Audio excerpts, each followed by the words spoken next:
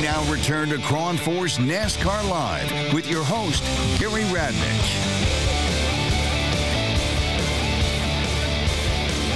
It's one of the great NASCAR events in the world, and once again, it's coming to Steve Page's Sonoma Raceway here. It's going to be some show. The Toyota Save Mart 350.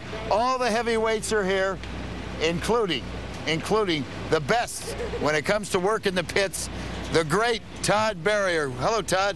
Hey, how's it going? Are you really the best, or did I overdo the intro? You way overdid it. Okay. Are you in the top 5? Here we've done pretty well. No, I know. No, you really have. Hey, let's run this down. You're a crew chief. Right. And obviously we know all the drivers. The importance of a crew chief starts with what? I guess the importance of it starts with just surround yourself with a good team of people, you know what I mean? And obviously when you come to places like this, you got to have a really good driver. The driver has to enjoy coming to a road course like this, and the better the driver enjoys it, the better the crew chief enjoys it, for sure. You said start with a good crew of people. I would imagine in your work, if a guy really isn't up to speed, you'll find out almost immediately, huh? You know pretty quick. You know, at the end of the day. You ever dump a guy in the middle of the race? No, but the boss man, I worked for Richard Childress for a long time, and I've had him climb up on top of the pit box several times and say, hey, fire that guy and send him home on the bus. We want him fly him home, so for sure that happens. Computers of late play a major role in everything you do. Oh, for sure. Even we switched to cars now to fuel injection a few years ago, which, prior to that there were carburetors. Now, we run the cars a lot off of simulation, a lot of engineers, a lot of things involved to get the cars around the track that before, when I first started this, it was a bunch of good old boys that were going racing. Now, it's got way sophisticated and a lot of computer-driven stuff. Because that is the stereotype, good old boys, right? Absolutely, that's it. But that's not it.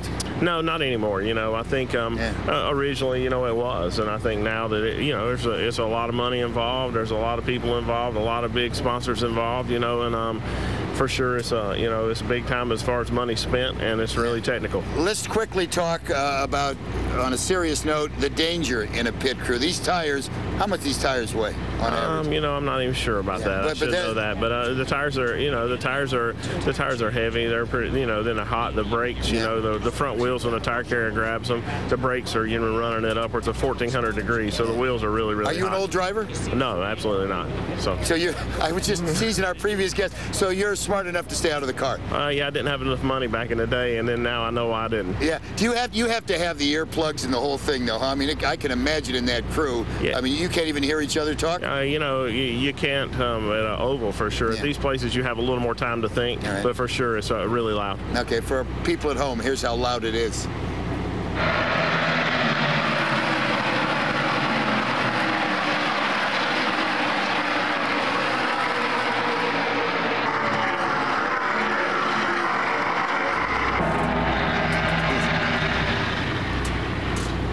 All right, Todd, you ready? And I'll fully admit, this could bomb. We supposedly have some people here in our audience that are going to change a tire. Oh, yeah? Would you like to leave or actually see this? No, well, maybe there's some of them good enough we can try them out. Todd Berrier, the best at what he does, is ready. All right, get the camera in position, Todd. Have you ever been a part of something like this with the chance of bombing?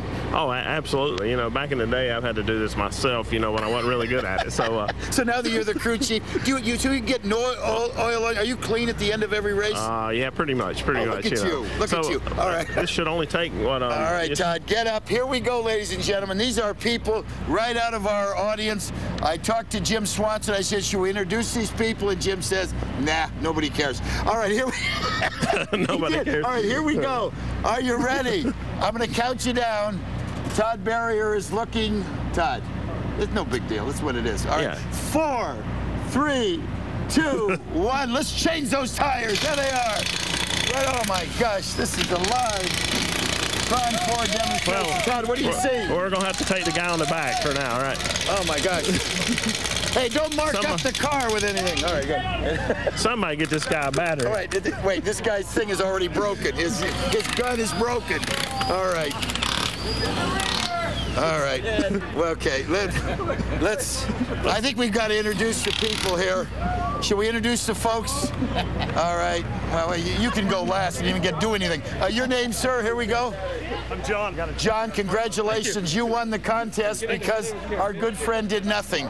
Perfect. I like it. Johnny, congratulations. And sir, again, what happened? Battery was dead. We got to check our equipment. Okay, so Todd, it's bad equipment. We got to check the equipment first. All right, and your name again? Troy. Troy, last name? Bolton. I want to make sure everybody knows. No, the great Troy Bolton. Troy, you're a good sport, and in a nice, you know what Todd said to me? Anybody could do what you did. The gun didn't work. The gun didn't work. All right, nice to see you. Hey, Mr. Barrier. Good luck on Sunday, huh? All right, that's good. You're in the crew for? Martin Truex. So won the race last year. Exactly. I was going to say you got a chance to repeat. Yeah, we had Kurt Busch last year, who we had a really good car. So we're looking forward to it. Only one way to go from here is down, so we got to do a good job. I want to just give the name one more time in case you ever come up short. The name again? Troy Bolton. Don't forget, Todd. Troy Bolton could be in your pit. Got it. Carrying the beer. No. All right, we'll come right back. That's an awful good sport. And so what if it didn't work? We're back in a moment. But it's always been a family thing, and up through the years, my parents mortgaged the house 3 times to keep me going as I started getting into car racing.